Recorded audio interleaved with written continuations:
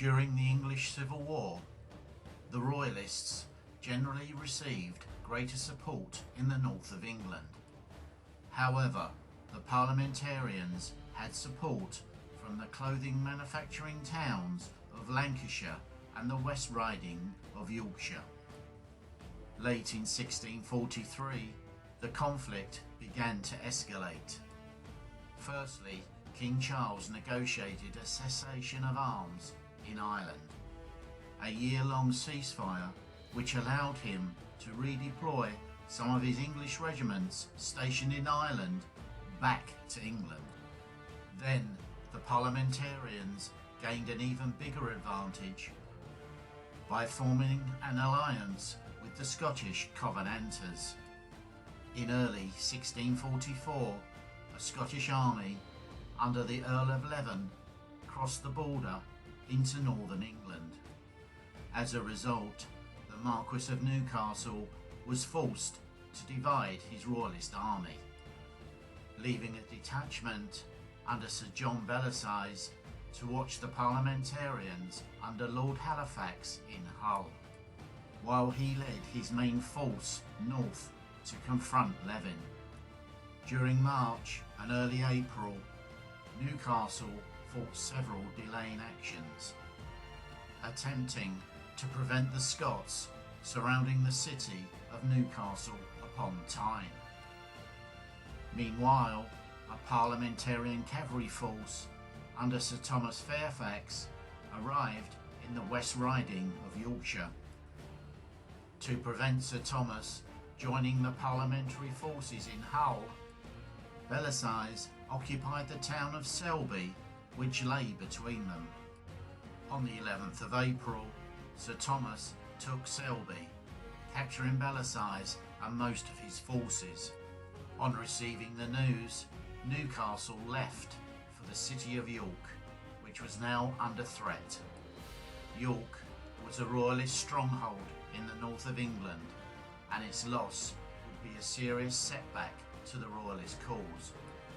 On the 22nd of April, Leven and the Fairfaxes joined forces at Wetherby, some 14 miles west of York. Together, they began the Siege of York.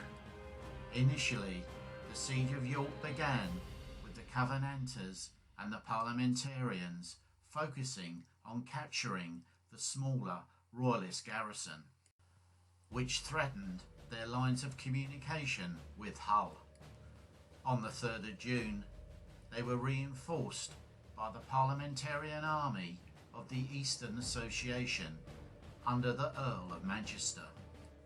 The siege was now able to completely encircle York.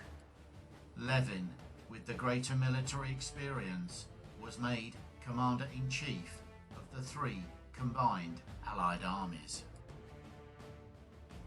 News of the siege at York soon reached Oxford, where the king had his wartime capital. After a council of war, it was agreed that Prince Rupert of the Rhine would march north and relieve York.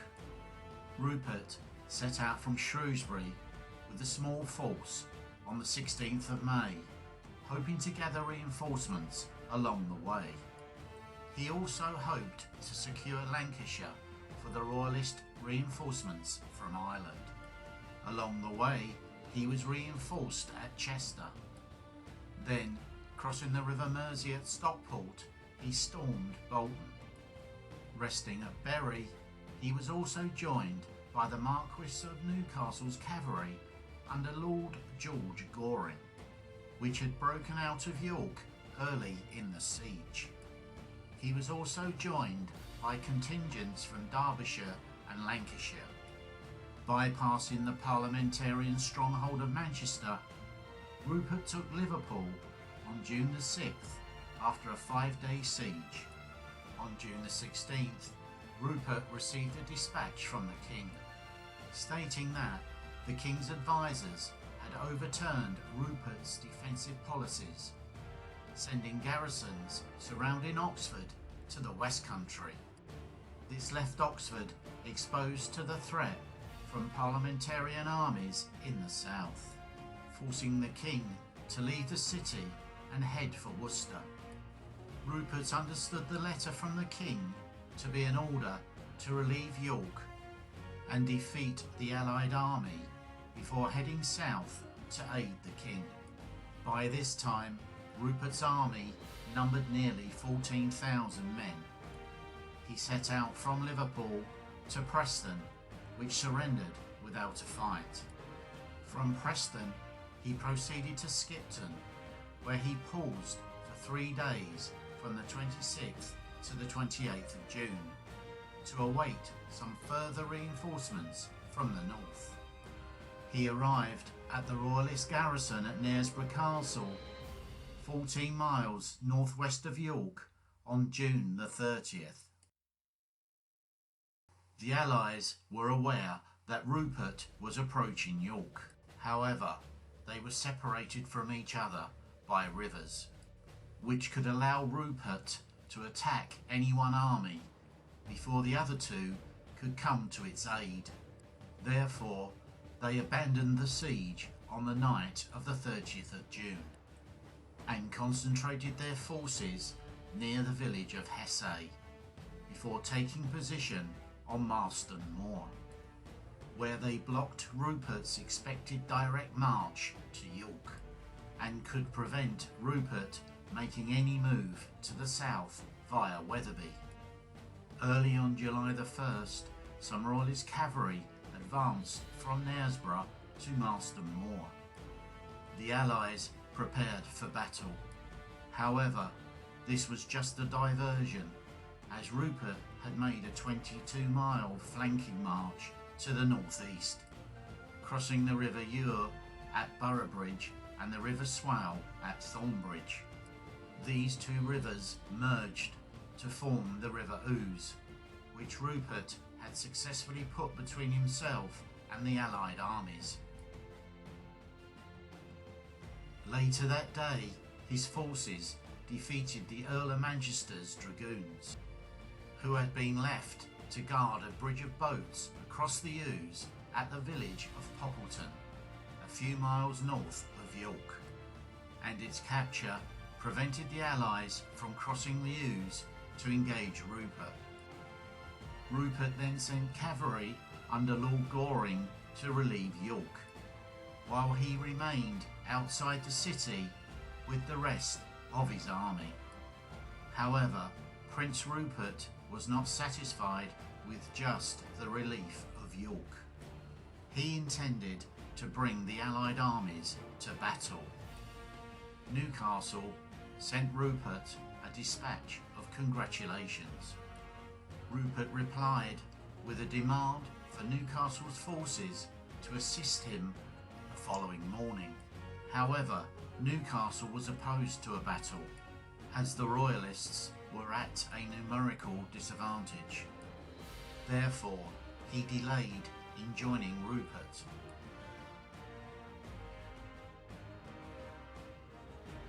On learning they had been outmanoeuvred by Rupert, the Allies marched south to protect their supply lines from Hull, leaving mounted troops commanded by Sir Thomas Fairfax as a rearguard.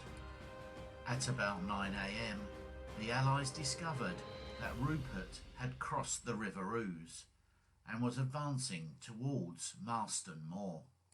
As a result, the Allies quickly about-faced and marched back towards the moor.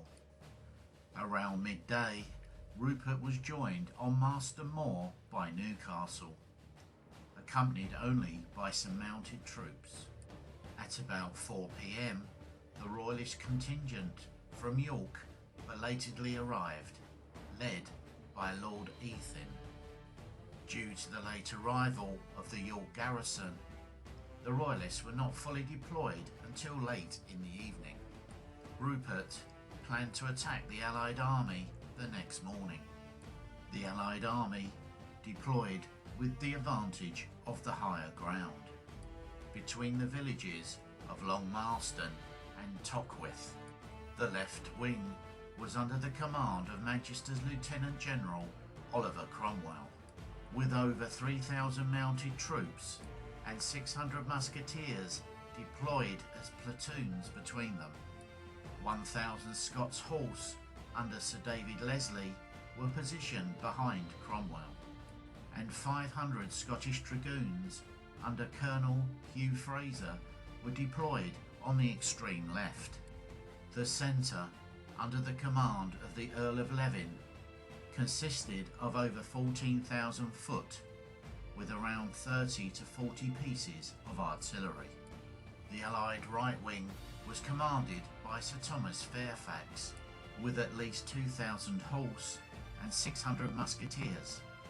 He also had around 500 dragoons. The Royalists occupied the low-lying Moor and were positioned behind a drainage ditch, which Rupert believed would be an effective obstacle against a cavalry charge. However, the ditch was less of an obstacle on the Royalists' right. The Royalists' left wing was commanded by Lord Goring, which consisted of 1,700 cavalry and 500 musketeers. The centre was commanded by Ethan, with the Royalist infantry totalling around 10,000 men, with around 14 field guns. A brigade of 600 Northern horse, commanded by Sir William Blakiston, was deployed behind the left centre. The right wing was commanded by Baron Byron, with 2,600 horse and 500 musketeers. A brigade of musketeers was deployed at the ditch, at the junction of the right wing and centre, to protect some artillery positioned there, where the ditch was not such of an obstacle. Rupert retained under his command a reserve of 600 cavalry in the centre, which included the elite Life Guard of Horse. The Allied army began the battle with a numerical advantage of around 24,500 men, as opposed to the 17,500 men of the Royalist army. At around 7 p.m, the Allied army began their attack. On the Allied right, their horse was having difficulty crossing the ditch and was being subjected to fire from the Royalist musketeers. Sir Thomas Fairfax managed to drive the Royalist horse on their far left flank off the field. However, he continued to pursue them nearly as far as York. Lord Goring counterattacked the remainder of Fairfax's force, so that on his return, Fairfax found his deputy Lambert in trouble, with many of his men fleeing the battlefield. Some of Goring's troops scattered in pursuit. On the Allied left, Byron had been ordered to use the infantry and artillery in the ditch to slow the Allied advance. However, instead, he charged Cromwell's horse, which prevented his musketeers and field guns from firing for fear of hitting their own men. The Allied infantry overran the Royalist field guns in the ditch, while Cromwell's horse quickly defeated Byron's wing. Seeing the setback, Rupert rallied his reserve in a counter-attack on his right flank. Attacked in the front and in the flank by Prince Rupert's horsemen, Cromwell's horse were hard-pressed to hold their own, until a flanking charge from the Scottish horse routed the Royalists' right wing. In the Allied centre, the Allied infantry had succeeded in crossing the ditch. However, Newcastle's infantry had begun to check the Allied advance. Blakiston's brigade of horse then charged and scattered the Allied infantry, with Newcastle's men in support. Sir Charles Lucas attacked the flank of the Allied centre with his horse from the Royalist left wing. But here, the Scottish brigade of foot, commanded by Lord Lindsay, held firm. However, the centre of the Allied infantry was close to collapse. Sir Thomas Fairfax rode through the fighting to reach Cromwell on the left flank and ordered him to attack. Cromwell's men attacked the Royalist centre, with the Royalist horse fleeing back to York. The Royalist foot were forced back until they were finally overrun and either fled or were killed or captured. The battle was over by 9 p.m. During the battle, approximately 4,000 Royalist soldiers were killed and 1,500 were captured. Approximately 300 Allied soldiers were killed. Newcastle, with his forces destroyed and facing financial ruin by supporting the Royalist cause, went into exile in Germany, along with Ethan and many senior officers. 2 days after the battle, Rupert rallied over 5,000 mounted troops and marched southwards to rejoin the king. At Marston Moor, Rupert had been decisively beaten for the first time in the war and was deeply affected by the defeat. After the defeat at Marston Moor, the Royalists effectively abandoned the north of England, except for isolated garrisons which were reduced one by one over the next few months. The victorious Allies slowly regrouped and resumed the siege of York, which surrendered on July the 16th. Cromwell's reputation as an effective cavalry commander and leader was enhanced by his success at Marston Moor. As a result, he began to exert increasing influence in both the House of Commons and Parliamentarian armies.